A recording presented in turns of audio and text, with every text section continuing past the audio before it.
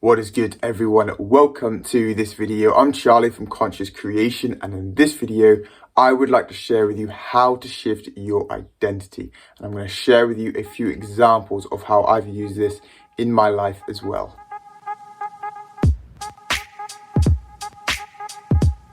So in my experience and learning about the law of attraction, shifting your identity is the best way to start attracting the things that you want in your life. So what is your identity? Your identity is your view about yourself, your own self-image. When most people think about changing their lives, they do it purely from that of the behavior. They think, oh, if I change my behavior, I do different things, then I can get different results. And this does work to some degree. However, all of our behavior always comes from that of our identity. One of the key functions as a human being is to make sure that your behavior is always in alignment with that of your identity. So if you have a negative identity, a negative self-image for yourself, you are going to have more destructive behaviors towards yourself. If you have a positive identity or a positive self-image towards yourself, you are going to have more constructive behaviors towards your life. I'll give you an example. Let's say you have the desire to start getting fit and you want to start going to the gym, but you do it purely from that of the behavior point of view. You change up your diet, you get a new routine, maybe you get a personal trainer, you get that gym membership, you start going to the gym. It lasts 1 month, 2 months, 3 months, 6 if you're really determined, but it feels like you're pushing and you're forcing things and it just seems to fade away. Now, if you come from that of the identity, I am a gym goer, this is who I am, it's part of my lifestyle, all of your behavior will naturally start to align with that. In other words, you will have that feeling of being pulled naturally towards the gym and you will start to get excited about it. Now, I've studied a lot of Joe Dispenza's work, who looks at changing your identity and shifting from your old version of yourself to that of the new version of yourself. If you've got your current identity and you want to create a new version of yourself, you have to go through this bridge of change. But you can't become that new identity from the old self. You literally need to become someone else. Now the question is, how can you do this? You do this through the power of your emotions. Emotions changes the connections in your brain. Emotions alter your chemistry. Emotions changes your biology. So often what happens is people get to a certain point in their life where they're so fed up of things. They're so fed up of their boss treating them a certain way. They're so fed up of that dud relationship. They're fed up of not having enough money. They're fed up of being overweight and being called fat. And it's usually the intention towards this change that starts this emotional catalyst to become the new version of themselves. They say, right, this is who I am now. And it's that emotional reaction that starts to create the new version of themselves.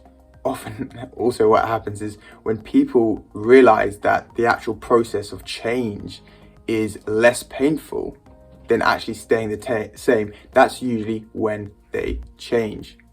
Now, I'll give you an example of this in my life. I went to university, and after 2 years, I was basically chronically ill for 2 years while I was up at university, and I was really into fitness and training. It was one of my passions. And as I was coming towards the end of this chronic illness, there was something called a men's physique show, which is a bit like bodybuilding, except you wear board shorts and it's more of that athletic and lean look. Now, it wasn't an egotistical thing. I just really wanted to express my enjoyment for weightlifting, and this was one of the ways that I could do it. So I booked myself into the show. I was quite skinny at the time. I had 4 months of weight training to do the best that I could. And so I turned up to the show and I quickly realized that I wasn't in good enough shape and I did rubbish. I didn't even come top 10. And I remember how that made me feel, especially after that 2-year chronic illness. And I remember seeing the top competitors and I said to myself, I now see myself as a top competitor. I made that strong intention. Now, all of my behavior for the next year was in alignment for that identity. And I came back to the exact same show a year later, and I got second, and I got an invite to the British finals. I quickly realized that that wasn't what I wanted to do, but I was like, wow, this stuff really does work. So your identity is an accumulation of how you think, how you act, and how you feel. Basically, all of your actions, thoughts, and feelings throughout the day are coming from your own self-image. Except most people's self-image is created from the things that have happened to them, what people have said to you, maybe what you watch on TV, perhaps your current circumstances. So when you want to shift into that new version of yourself, is you want to become very aware of your current identity, and you've got to be honest with yourself, and you want to write it down. What thoughts are you thinking? What actions are you taking? How are you feeling on a daily basis? And write this stuff down. Then get a very clear idea of what your new identity is, and get excited, because it's the excitement that starts to drive this emotion behind that catalyst change of you actually becoming your new version. What sort of lifestyle would you be living? What sort of people would you be around? Would you be going on vacations? Would you have more money? Would you be in a great relationship? And start to get excited about this new identity. When you do this properly, it's a process that you go through. In the same way that it was a process for you to create your current identity, it's going to be a process, that bridge of change that you go through in order to create your new identity. And there are going to be some blocks along the way. Why? Because your current identity is immersed with your ego. Now, your ego doesn't like change. It likes the familiarity. It likes the same thoughts. It likes the same feelings. It likes the same actions. So as soon as you start to change that, to start to embodying your new identity, your mind's going to give you that little voice in the back of your head. You're not good enough. You can't do this. Start tomorrow.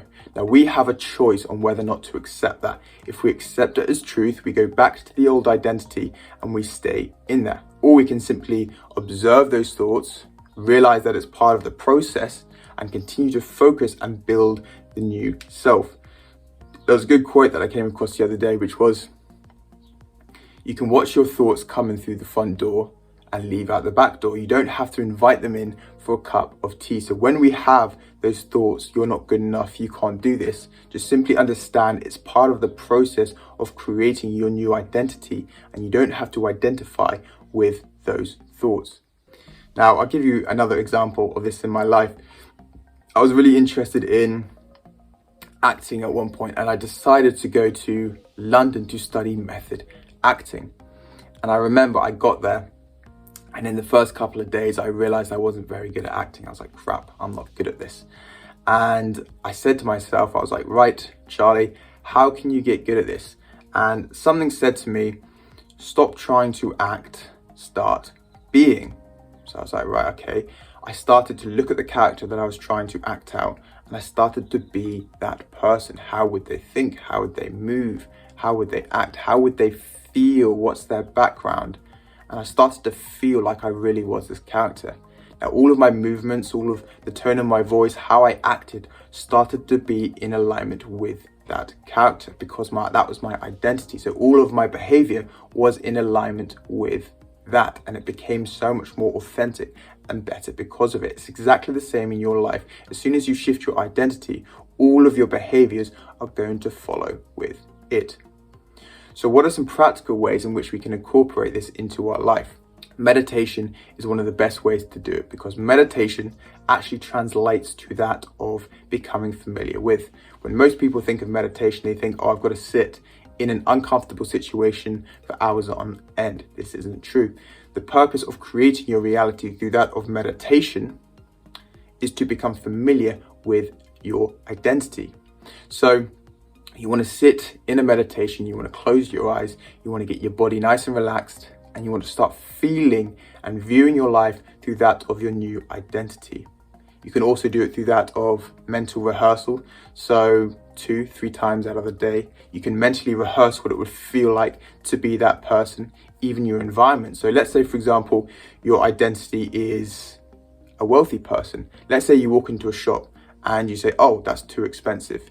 You've got to ask yourself, would your new identity react in that way? Because if they wouldn't, okay, you can't physically buy it at the time, but you want to say to yourself, I can have this, I can have that.